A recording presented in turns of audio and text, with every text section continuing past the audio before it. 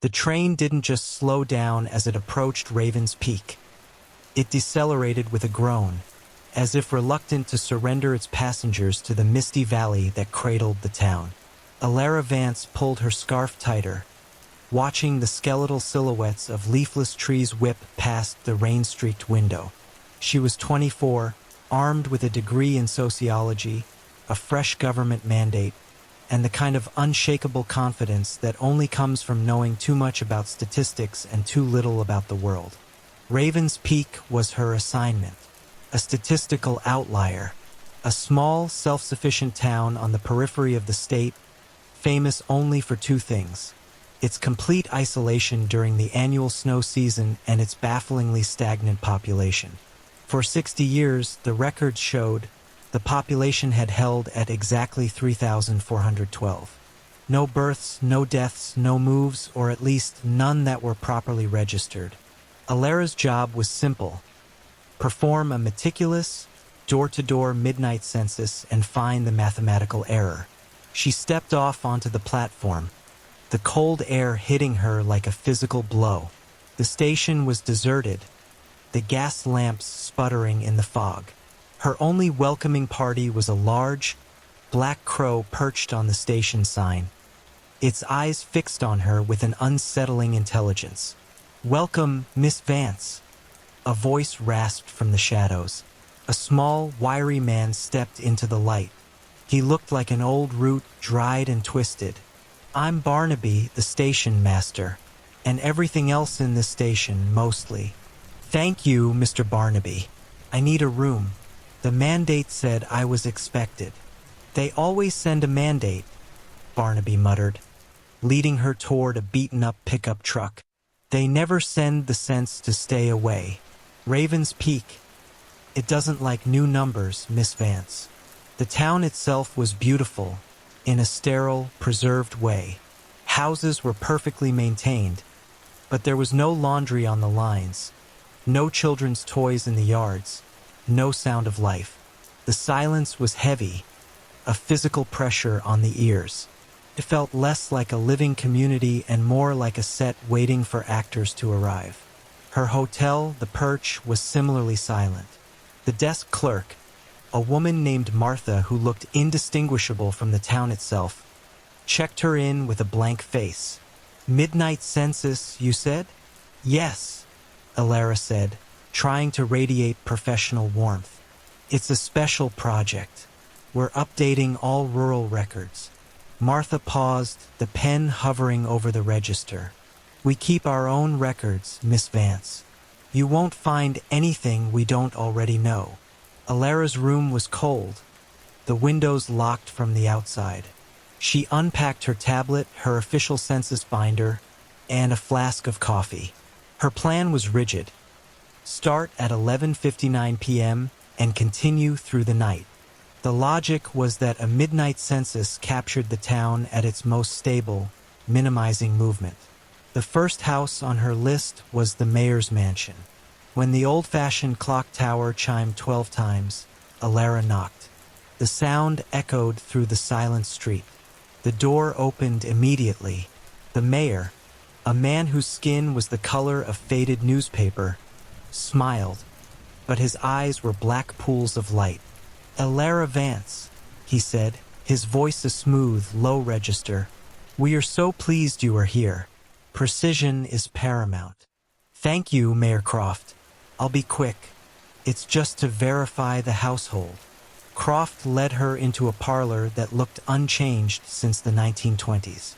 On a side table under a glass dome was a large, antique clock that didn't just chime.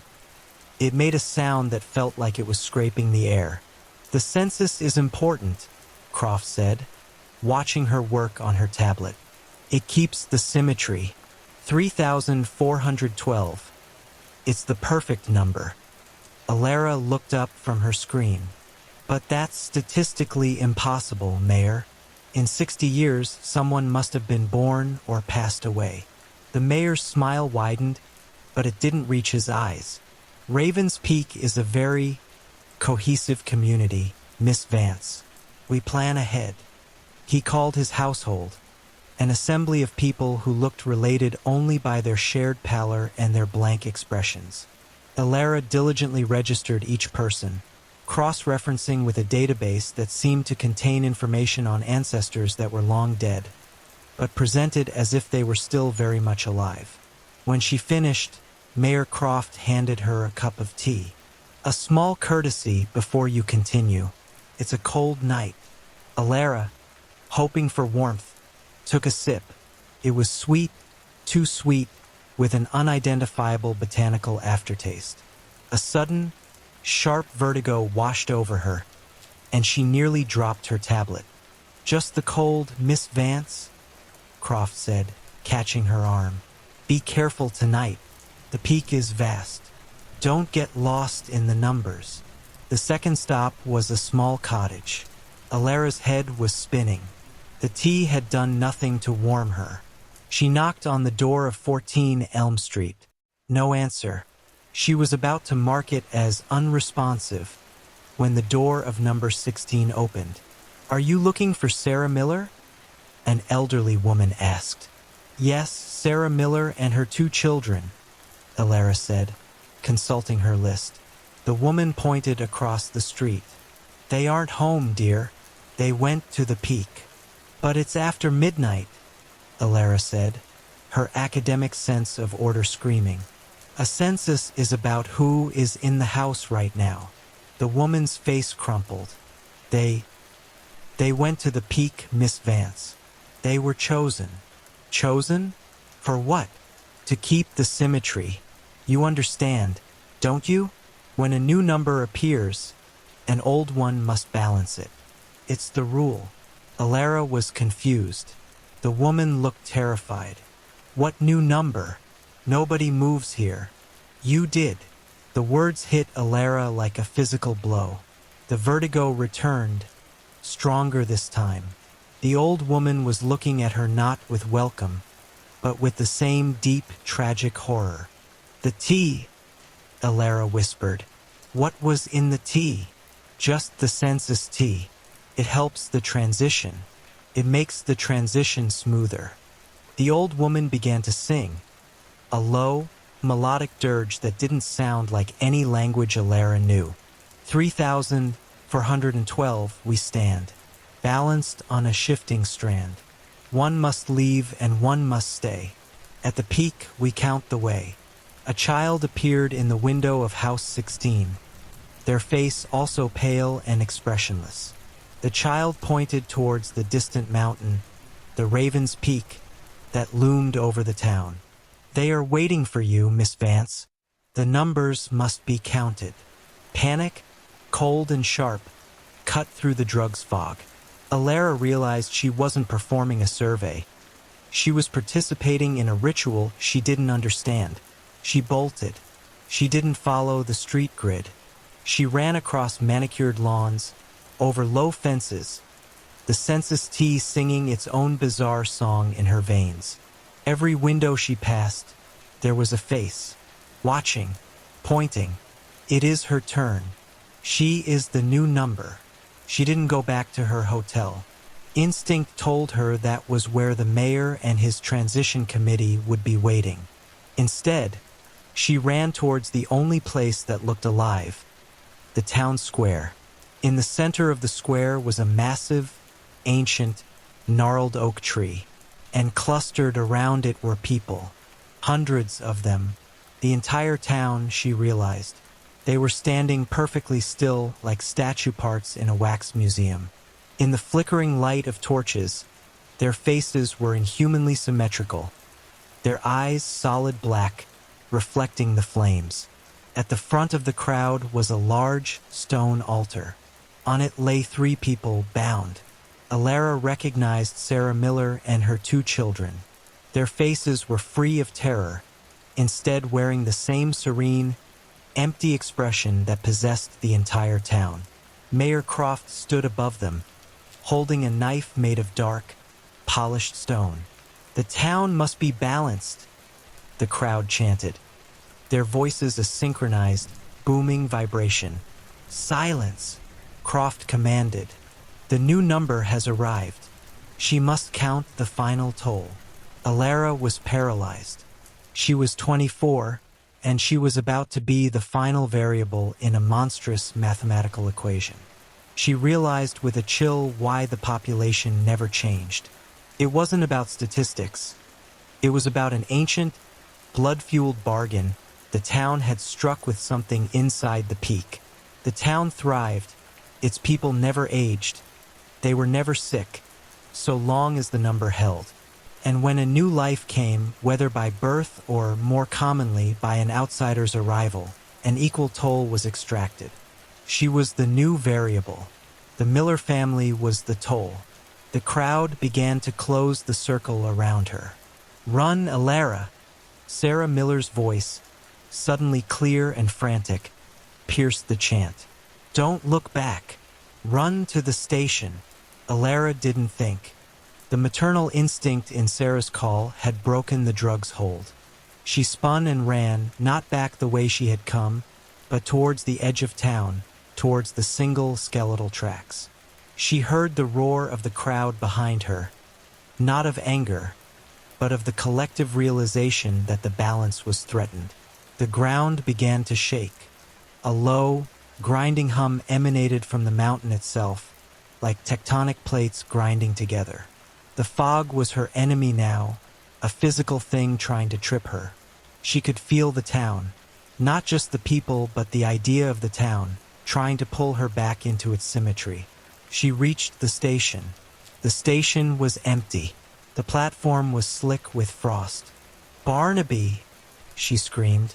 "The train! The train must come back!" But Barnaby was standing at the edge of the platform.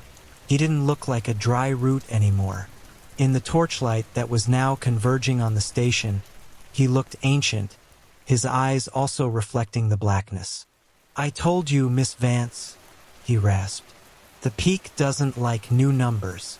You came to count, and now you must pay the toll." He lunged for her, his claw-like hands extended. Alara, the forensic mind still active, saw her only escape. She wasn't fleeing the town. She was fighting its math. The variable wasn't her body. It was her life. She dived under his grasp, scrambled up the small embankment of the tracks, and began to run down the center of the rails.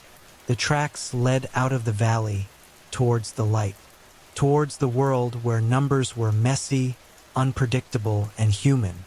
The ground behind her was collapsing. The sheer weight of the town's collective will was crushing the earth. She could hear the final, synchronized chant. 3,412. She saw a light in the distance. The freight train. The train that never stopped at Raven's Peak, but always passed through. Alara didn't try to jump onto the train. She didn't have the strength. Instead, she fell onto the tracks, rolling off onto the shoulder of the gravel bed just as the monstrous steel engine roared past, a hurricane of wind and light. The freight train didn't just pass. It shattered the silence. Its light was a holy, industrial thing that the ancient darkness of the valley recoiled from. And in that split second of industrial noise, the connection broke. The town's focus was broken. The earth's grinding ceased. Alara rolled over and looked back. The lights of the station were gone. The town square was empty. The towering, silent form of Mayor Croft was nowhere to be seen. The freight train was gone, leaving only the smell of diesel and the receding rumble of steel on iron. Alara lay on the gravel, her heart a physical ache, gasping in the freezing air. The Census tea had completely vanished from her system, leaving her with a profound, bone-deep terror. The crow that had welcomed her was now perched on the single rail next to her face. It didn't look at her with intelligence. It looked at her with appetite. It was dawn when she was found, shivering, on the tracks 10 miles out of town. She was incoherent, her mind fractured by logic trying to process insanity. She spoke of tables and missing numbers, of a tea that sang and a mountain that ate. The mandated government census was, of course, a failure. The official report filed by the regional supervisor noted extreme administrative dysfunction and potential psychological instability in the assigned officer, Miss Alara Vance. It suggested a total restructuring of the data collection methods for rural zones and recommended a long-term psychiatric leave for Miss Vance. A subsequent, smaller team was sent to Ravens Peak to verify the location and assess the situation. They returned with a different report. The town was, to their findings, perfectly ordinary. Quiet, isolationist, but otherwise unexceptional. When they checked the town hall records, they were impeccable. Handwritten ledgers dating back to the town's founding. The population was, as it had always been, perfectly balanced. In the mayor's office, the antique clock tower clock made a sound like it was scraping the air. Mayor Croft turned the page in his handwritten ledger. He didn't use a fountain pen. He used a sharp, dark stone stylus. He didn't write birth or death. He wrote entry, new number, transition 001. Status, counted. Exit, the Miller household, units 001003. Status, returned to the symmetry. He closed the ledger and smiled. A smooth, new smile that felt almost human. The balance was restored. The math was perfect. The town lived and the peak was satisfied. Outside the window, a large, black crow perched on the town square's oak tree, its eyes solid black, reflecting the morning sun. It didn't call. It waited. Numbers, you see, have power, but symmetry is divine. And sometimes the only way to perfect the equation is to remove the human variable.